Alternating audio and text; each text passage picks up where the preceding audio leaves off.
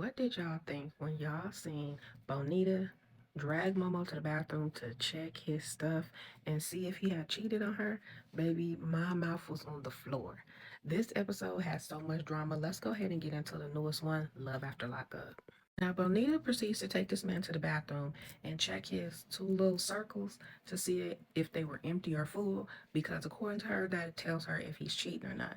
She also said that he smelled too good. He smelled like soap, like he just washed up, and the fact that he has on new clothes. Of course, he denied, because that's all he do. They go out in the other room and whatever, and she starts questioning him immediately. Where he get the clothes from? Who did his hair? How did he get where he was? How was he posted up on the gram? How was he in the club? Just going in on him. And he was so confused by the questions, he couldn't even do nothing but laugh because she was not playing with his ass. Of course, as she's asking more questions and he's giggling and laughing, she's getting madder and madder to the point where she starts crying, bawling, and she's crying into a pillow, telling him to get out, just leave her alone. And he is just continuously laughing. It's, I guess, like a nervous laugh because he didn't know how to answer the questions for her. And he kept lying, saying that he was with his mom, he was at urgent care. And she pulls out the text, like, no, you wasn't, because I texted your mom and asked her, was you with her? And she said no. So now his lie is completely blown out of the water. She starts crying, saying that he knows she hates being by herself and feeling lonely, and he's purposely doing these things to her, so he must be messing with somebody else. He continues to say he's not messing with nobody, it's only her. And then they shoot the production scene, of course, and he's telling production that he's not a cheater because he's going to end up with both these girls anyway. So he's not cheating on anybody. Okay, sir, whatever you need to tell yourself. Then the icing on the cake. This man tells her he's been in all of this pain and she hasn't even asked how he's feeling. Baby, I wanted to jump through the screen for her. So then she gets pissed, okay? She takes off the ring, throws it at him. He's offended because she took off the ring. All of the stuff he's doing, but he's offended because she took off her ring. So he gives it back to her and she tells him straight up that this is a fake ring. You could do whatever you want with it. And he's like, oh my God, Bonita, she has a one up on me. I thought I was one up on her, but she's really on top right now. And he was extremely hurt that she would do that.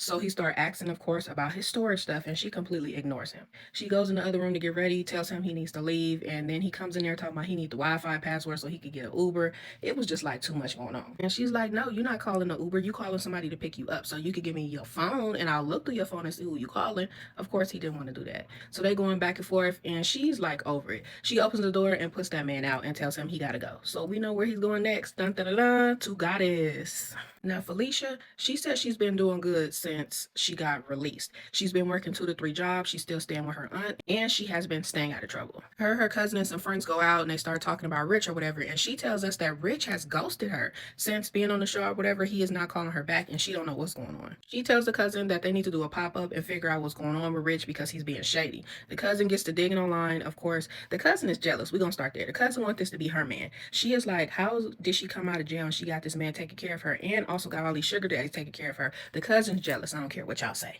but that's a sidebar. So the cousins start digging and she finds out that Rich actually was arrested. So they like, oh my God, we need to call him and see what's going on. So Felicia calls him. She thinking he gonna lie. She asks, was you in jail? He's like, yeah, I was in jail. That's why I haven't talked to you. So she's like, can I come and see you? Can we like talk about what's going on or whatever? This man gets to stuttering.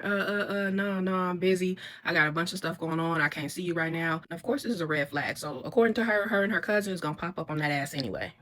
Now, Kaylee talks to her mom about Michael because the mom wants to confront her about the way he threw her out of the house, according to her. When we all know that's not really what happened, he told her if she wasn't going to get along with his mom, then maybe she should leave.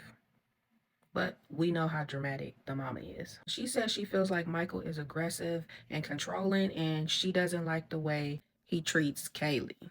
Kaylee said her mom is manipulative and also meddling and always all up in her business. The mom said that she is just trying to protect her and make sure that she's okay. So then Kaylee starts going off on her mom, talking about she should have did that when she was a child. It's too late. She's trying to be there when she don't need her. She was an addict and in jail, and she is not gonna make the same decisions like she did, basically. You could tell the mom is hurt by this, but Kaylee was not holding back, and she probably needed to say these things a long time ago to her mom. And she's right. It's a little too late to be trying to protect her now. She is a grown ass woman. The mom was like, well, what do you want me to do? I'm just trying to help. And she's like, girl, go to therapy. That's about all you can do is go to therapy. I'm telling you, I was gagged. Now, the mom tells production that she thinks that Michael is just using Kaylee as a stepping stone till he gets to a better place. And she might not be wrong because I don't know if he's using Kaylee to get to a better place, but they definitely won't be together because these two do not match. And if anything, Kaylee is the red flag, not Michael.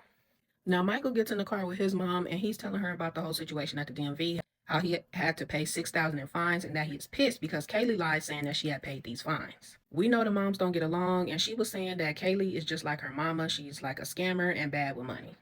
The mom suggests that he pulls up his credit report to see what she's been doing because she has been racking up these bills for the last couple of years. And his credit went from a 700 to a 450. Like, girl, that is trifling on every level. And the fact that she don't even feel bad about it is wild. Of course, he pulls up to Kaylee because they're supposed to be going on a date, but he's pissed at this moment.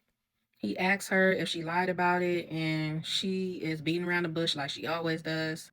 And he tells her she's pretty much like a kid. Everything that he's asking her, she's just straight up lying about when it's not necessary. He told her that if this was what was going on, as soon as he got out, she should have told him everything that happened as far as the bills and the money and how it's all gone so he would understand and not just keep getting all of these different stories from her. He just wanted her to be honest. So of course she wants to know, how the hell did you pay the fine? Where did you get 6K from? And this is when he tells her that he made money during stocks and he had about 12K when he came out. And she has the nerve to be offended. Offended that she don't know that he had money. Girl, you had plenty of money. I don't know what you was doing with it. You passed bad with money. I don't even know what to call it. He tells her that she is just like her mama. She is no good with money, and that's when she flips out. She takes off the ring and throws it at him, and he's like, good, maybe I can get some of my money back from this ring. Oh my gosh. She was so pissed and offended, she threw a drink on him and left. She actually left him there without a ride, and he's supposed to be back to the halfway house in about 30 minutes. These girls love doing this wild shit. If this is your man, how you gonna leave him high and dry like that, girl? That is not right. Nadia and Cyrus is hanging out with their family, and her kids are so shady. They start asking him about his teeth and why he is missing teeth. His mom starts telling us a story on how she feels guilty that Cyrus is in the position he's in. She blamed herself because she was a single mom working a lot, and then she decided to open up a business, and she felt like she wasn't there for him when he needed her. He was out in the streets and hanging out with the wrong people, and once she started realizing it, it was too late. I feel bad for her that she blamed herself because she was doing the best that she could as a single mom.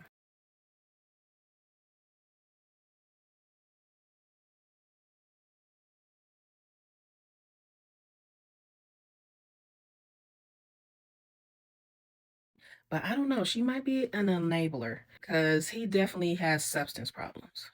They go out whatever to see the fireworks, and Dia and Cyrus ride by themselves and they end up late. So her mom's irritated that she has the kids and she's supposed to be spending time with her kids, and pulls them aside and pretty much tells them that she ain't feeling Cyrus at all and Dia needs to put her kids ahead of Cyrus, and I definitely agree. And she pretty much says, Dia tells production if she has to choose between Cyrus and her mama, she gonna pick Cyrus. Girl, are you for real? You need your head examined at this point. Dia and Cyrus talk or whatever, and he says that if it's a problem with the grandma, then the kids will not see her mom at all. Like, sir, you are a father minute one. You literally just met these kids, and you're gonna tell her how to parent her kids, and she's cool with it?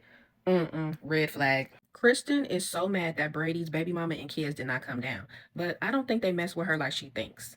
Anyway, they get into it or whatever over this whole situation, and she says that she should expect this because she married a felon. Girl, how you gonna throw that in this man's face? You married him while he was in jail, so who's the dummy? Probably you. She start crying and carrying on, talking about how she's handling everything by herself and it's been difficult. They get back to the room and she puts these big ass kids down for a nap. These are big kids, and tells them that they need to lay down so she can have private time with her husband while she laid up all in the bed cuddling with him. It was weird as hell. Then she proceeds to leave the kids in the room and they go in one of the closets outside and get it in, if you know what I mean. Kristen, girl, you are thirsty for a man and you are so out of line for this whole little scene. Baby, you need some help. But that is a wrap up on this episode. Love after lockup.